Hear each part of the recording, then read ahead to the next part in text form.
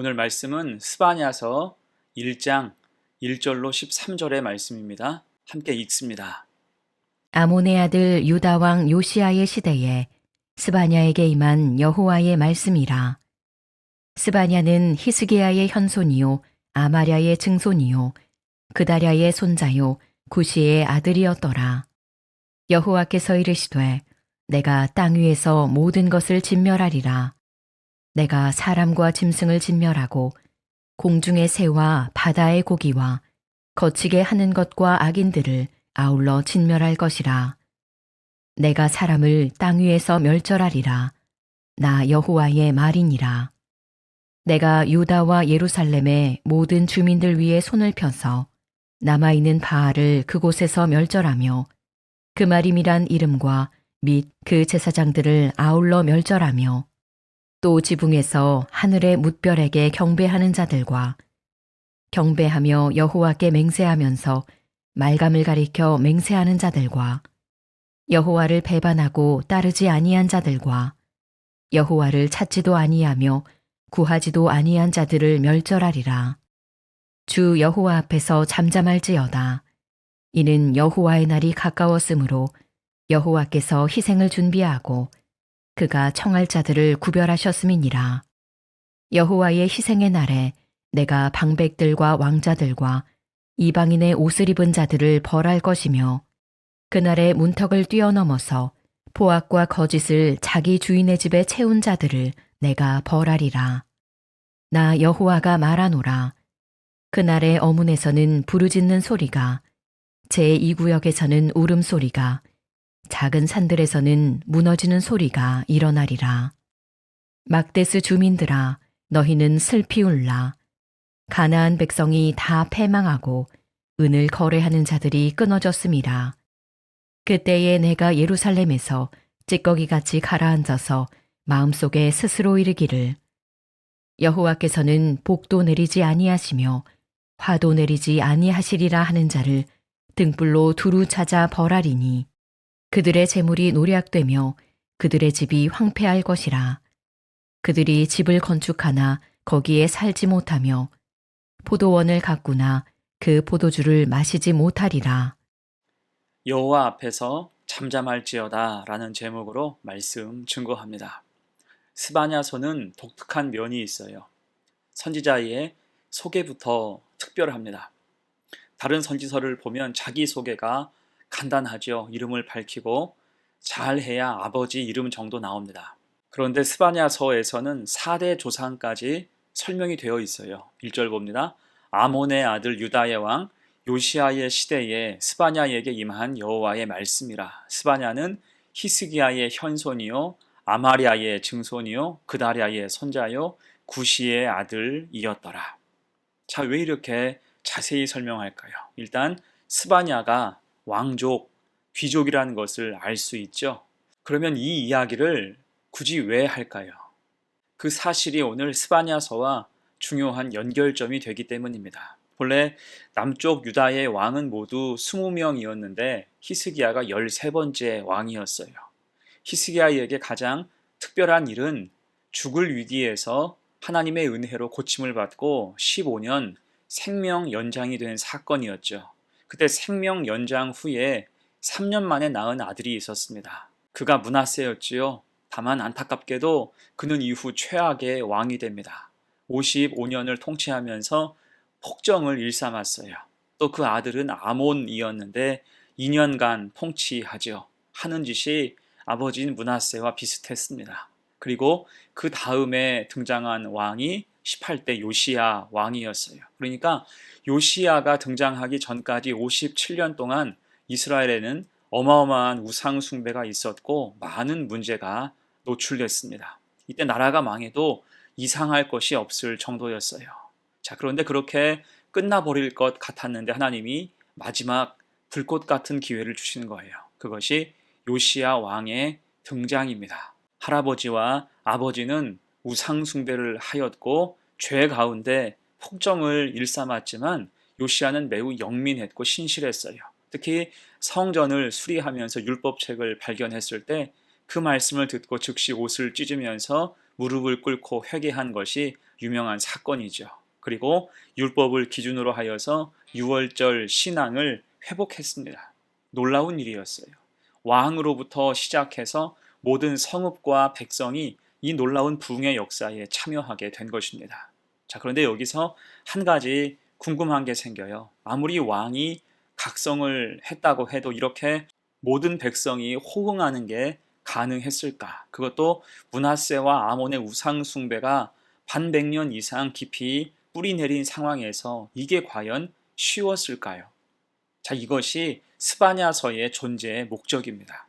이런 은혜의 역사를 아래에서부터 백성들이 호응할 수 있도록 스바냐가 민간에서 말씀에 군부를 지핀 거예요. 그것이 바로 스바냐 선지자의 역할이었습니다. 그러면 스바냐 선지자가 우상 숭배와 불순종에 절어있던 그 민족을 향해서 어떤 선포를 했을까요? 두 가지로 생각해 봅니다. 첫 번째, 하나님을 경외하라 라고 외칩니다. 여러분, 하나님을 경외하는 것은 지식의 근본이 되죠. 인생의 나침반과 같습니다. 반면 그 믿음을 희미하게 하는 것이 있다면 인간의 욕망과 탐욕일 거예요. 욕망이 차오르면 우선 하나님이 안 보이게 됩니다. 그런 의미에서 오늘 2절부터 6절까지 말씀을 쭉 보면 진멸과 멸절이라는 단어가 7번 등장을 합니다. 그러면서 핵심이 되는 그들의 문제를 지적하는데 그것이 바로 우상 숭배였어요. 당시 유다 왕국에는 바알 숭배는 기본이었고요. 점성술과 말감이라고 하는 인신 제사도 횡행했습니다. 이게 모두 므낫세의 영향이었죠. 당연히 그 민족 전체적인 영적인 수준이 형편 없었습니다.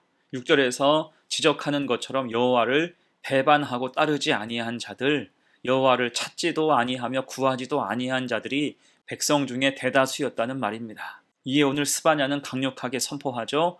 욕심과 탐욕을 쫓느라 하나님에 대한 경외심을 잃은 자들은 심판을 받을 것이다.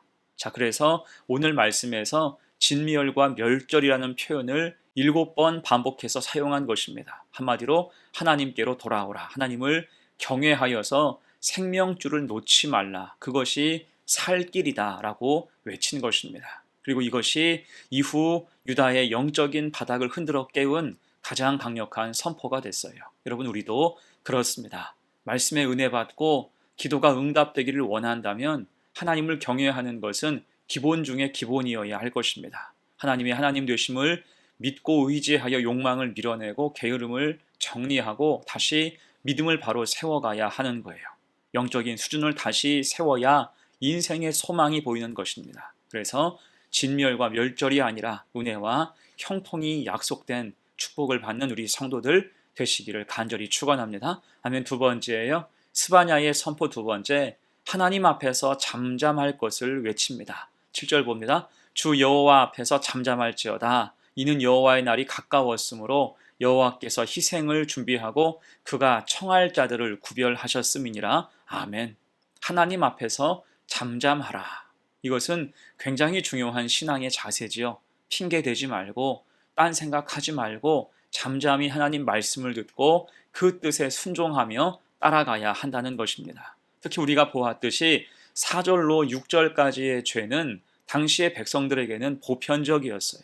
여기에 안 걸리는 사람이 거의 없을 지경이었습니다. 므낫세의 통치 아래 그 백성은 우상 숭배자가 다 되었고 믿음을 망각해서 다들 본분을 잊고 살았기 때문이에요.